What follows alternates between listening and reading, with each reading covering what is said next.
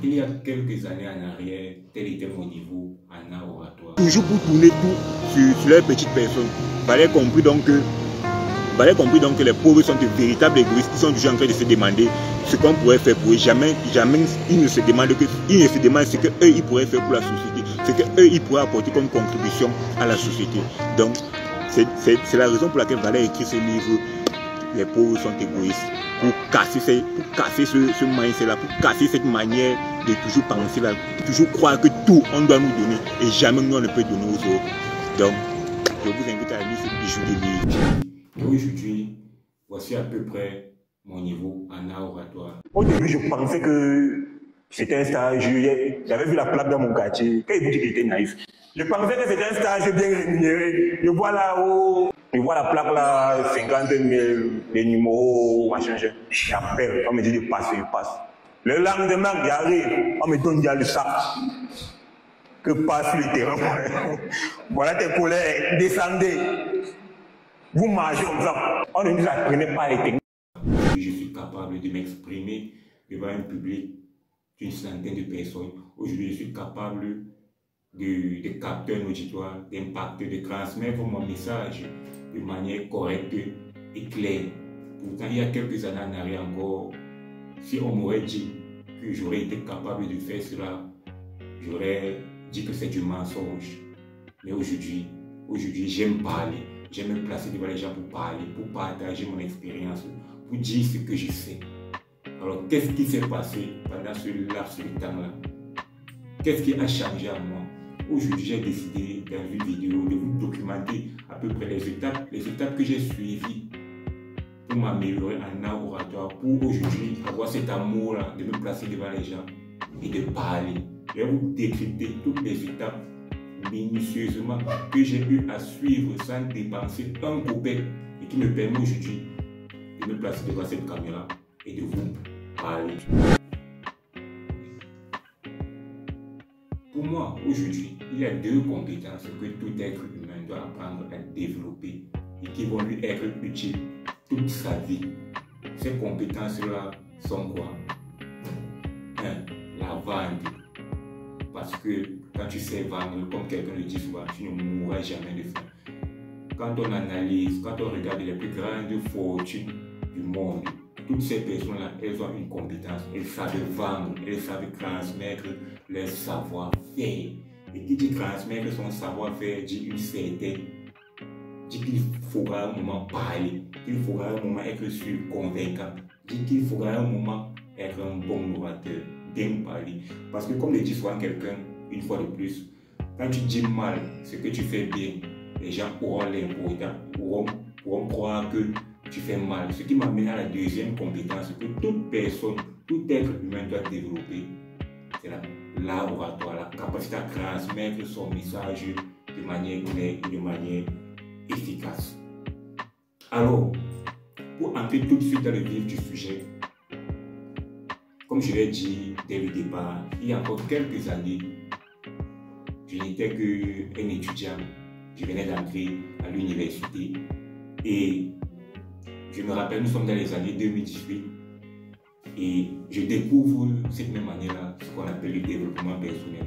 Quelque chose qui me captive, quelque chose dans laquelle je me reconnais. Et au cours des vidéos que je suivais, je voyais des personnes charismatiques, éloquentes, qui savaient transmettre leurs idées, qui me scotchaient sur leurs vidéos. Je me rappelle encore, à cette période-là, j'avais oublié ce que c'est que la télé. YouTube était devenue ma télé, tellement je découvrais un nouveau monde. J'aimais ce monde, je voyais des personnes parler, je voyais des personnes transmettre leur message avec impact. Et je me disais, comment fait-on pour en arriver là? Comment fait-on pour parler avec une telle aisance, une telle simplicité? Et je me suis dit que bon, ça doit être simple, il suffit juste de se lever et de parler. Je me suis dit que ok, un bon jour quand je vais couvrir la thématique sur laquelle je voudrais parler, je vais parler.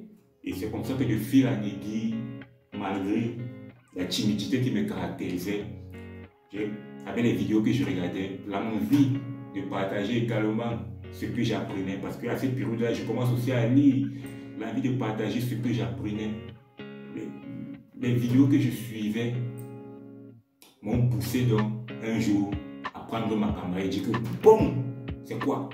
Moi aussi je vais parler, je vais aussi dire ce que je sais, je vais aussi transmettre mon savoir-faire. Et je me souviens bien ce jour-là, c'était le résumé d'un livre, que je vais afficher ici là. Je me suis dit bon, voici quelqu'un qui fait des choses intéressantes sur internet, je vais créer ma chaîne YouTube et je vais faire le résumé de son livre. Sauf que quand j'arrive sur la scène où je dois tourner, je me rends compte que mince, l'affaire c'est comme ça. Donc l'affaire c'est comme ça. Je me suis retrouvé à faire près de 40 reprises pour une seule vidéo. Et donc je ne voyais pas le temps passer. Je me souviens bien le jour là, je suis arrivé vers midi. Et je suis quitté peut-être vers les 17h, 16h. J'ai fait près de 40 reprises. Et c'est à la 40e reprise que j'ai vu que bon, ça va, ça passe. Enfin, je suis parvenu. J'arrive chez moi, je fais mon petit montage. Là. Papa, je dis que bon, c'est clair, j'ai tué. Je posterai la vidéo, j'envoie même à l'auteur du livre. Je lui envoie que car voici la vidéo dans le livre que tu as fait. Dans ma tête, je me disais que normalement, tu dois même me payer pour la vidéo que j'ai faite ici. Et puis j'envoie la vidéo. Quelques minutes après, le gars, pas de réponse. Je passe sur sa page, il a posté la vidéo de mon livre, de la vidéo que j'ai faite sur son livre. Et quand moi-même je suis ma vidéo, je ne me reconnaissais pas dans la vidéo. J'ai été incapable de finir cette vidéo que moi-même j'ai faite. Parce qu'à chaque phrase, une phrase ne se passait pas. Sans que je ne bredouille, sans que je ne forme une phrase constructive, une phrase. Et je tiens à rappeler que c'était la 40e prise. Et c'est-à-dire que c'était la prise qui passait le plus. Et j'ai entré dans les commentaires de cette vidéo-là. Et c'est là que j'ai eu vraiment, je pense que c'était la honte de ma vie. La honte, je vois les commentaires du style. On voit bien que ce jeune homme il a la volonté. On voit bien qu'il veut faire quelque chose de la vie. On voit bien qu'à la maison c'est dur. On voit bien qu'il souffre. Mais s'il te plaît, il faut impérativement dire à ce jeune gars qu'il aille d'abord se former en oratoire. Ce commentaire-là a été comme une balle qu'on tire à une personne en plein cœur. Donc je suis resté amer peut-être pendant une semaine et après je me suis dit que bon, c'est vrai, quand j'ai regardé la vidéo aussi, je ne me reconnais pas dessus et je me suis dit, j'ai pris la ferme décision que pareille chose ne va plus jamais m'arriver dans ma vie, pareille honte ne va plus jamais m'arriver dans ma vie.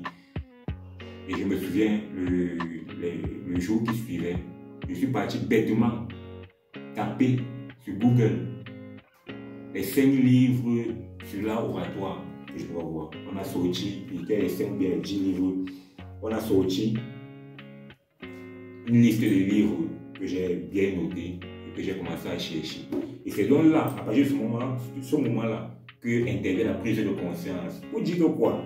Pour dire que parfois, il faut être choqué pour changer. Parfois, tu dois vivre certains moments difficiles pour changer.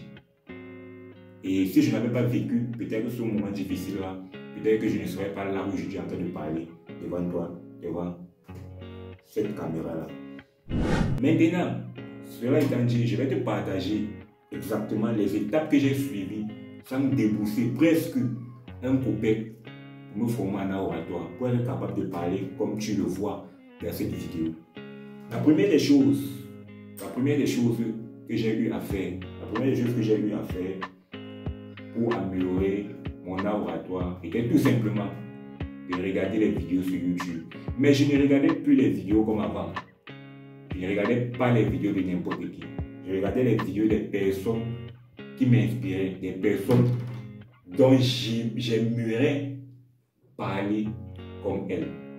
Donc, parfois même, et il m'arrive régulièrement, c'est presque devenu une habitude, de regarder des vidéos, pas pour le message qui est transmis, mais pour voir comment la personne s'exprime, pour voir comment la personne transmet son message.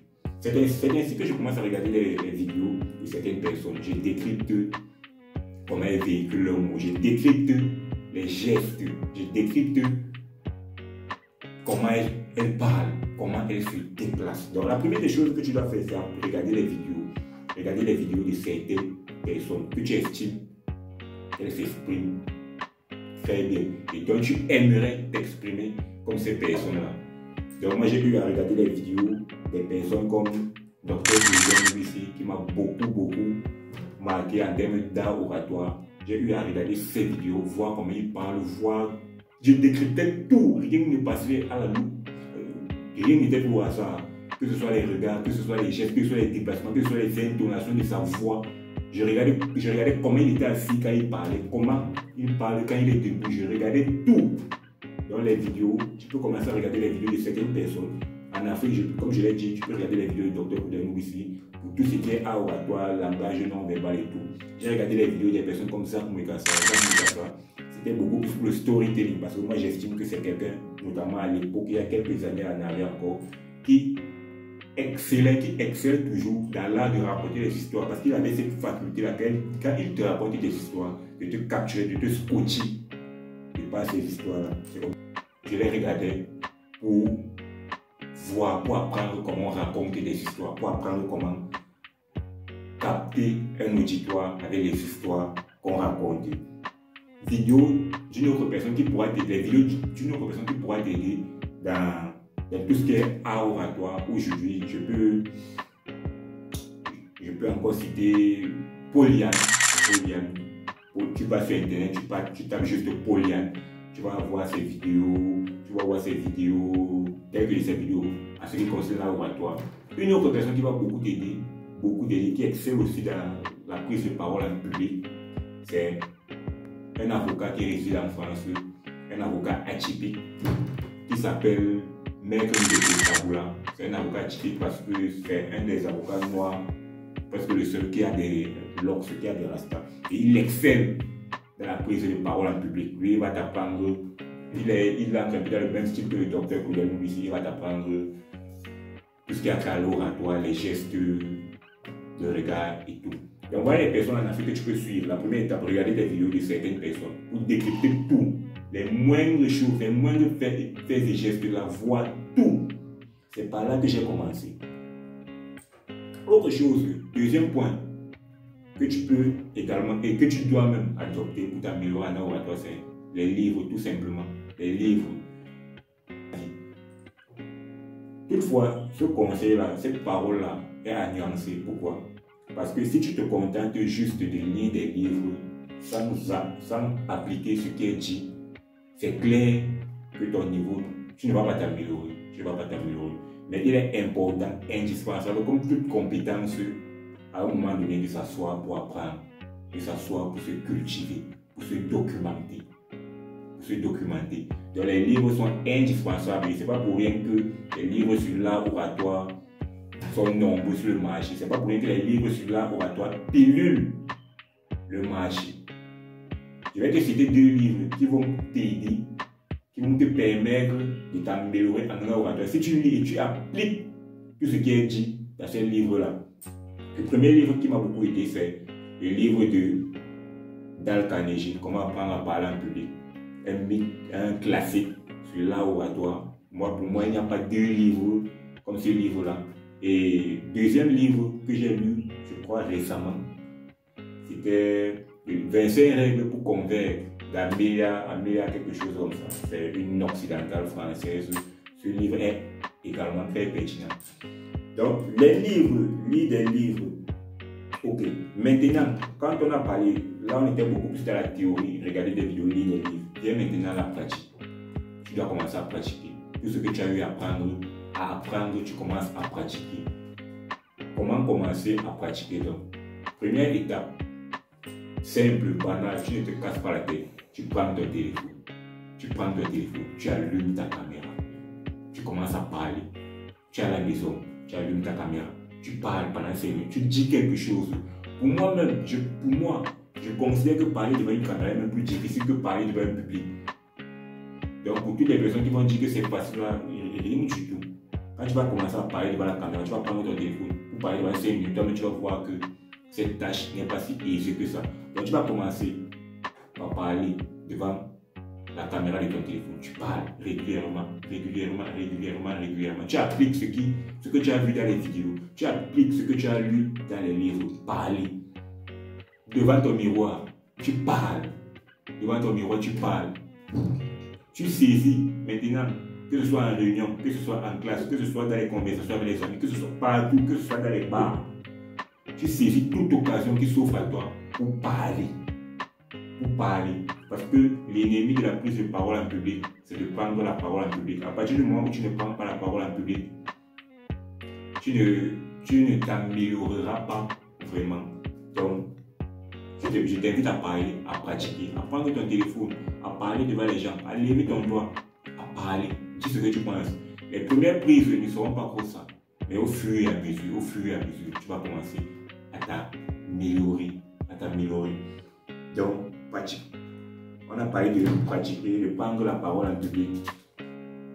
L'autre point que tu dois prendre en compte quand tu vas commencer à te former en autodidacte, en oratoire, c'est de travailler la structure de ton discours. C'est ce point-là qui va te permettre de te différencier de la plupart des gens. Parce que la plupart des gens se lèvent pour parler en désordre. Elles n'ont pas, ou bien ces personnes-là, elles n'ont pas de fil conducteur quand elles prennent la parole en public. Elles se lèvent et commencent juste à parler. Toi, tu ne devras plus faire ça. Et c'est une des choses que tu vas apprendre quand tu vas commencer à regarder les personnes qui s'expriment. Quand tu vas commencer à regarder les vidéos de certaines personnes, tu vas remarquer que ces personnes-là, elles ont un fil conducteur. Elles partent du point A au point B. Elles partent du point B au point C. Ainsi de suite. Elles ne parlent pas en désordre. Elles structurent leur discours. Dans leur discours, tu vas pouvoir percevoir clairement l'introduction, le développement et la conclusion. Un fil conducteur. On ne parle pas en désordre. Les gens doivent savoir où tu pars. Tu dois amener les gens d'un point A à un point B. Travailler ton discours. Et comme je le dis encore, en lisant des livres, en regardant des vidéos, ça va venir au fur et à mesure. Et enfin, pour finir, l'une des choses qui va encore changer, qui va encore te permettre de level up en ce qui concerne l'art oratoire, c'est quoi? C'est de prendre en considération ce qu'on appelle le non-verbal.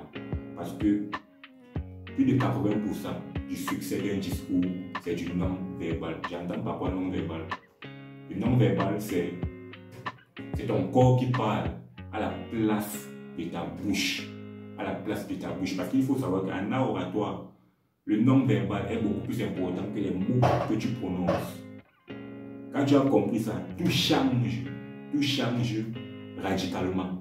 Tu vas commencer à faire attention aux gestes, parce que un discours se doit d'être vivant, et pour faire vivre un discours, il faut l'accompagner des gestes.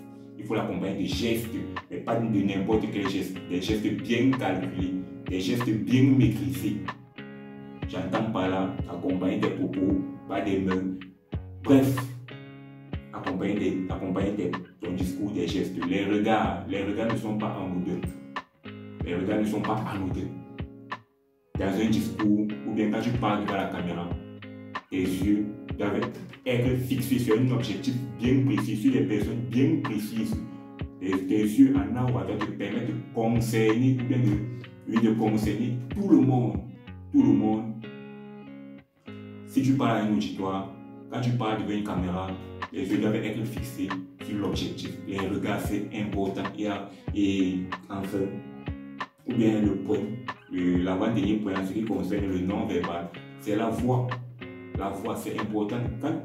Si tu remarques bien, la plupart des personnes qui excellent, qui sont charismatiques, qui sont brillantes dans l'art oratoire, quand tu suis la plupart de leurs discours, l'intonation de leur voix n'est pas la même du début jusqu'à la fin. La voix varie. La voix varie en fonction des émotions qu'elle veut transmettre, en fonction de ce qu'elle dit, en fonction de ce qu'elle veut présenter.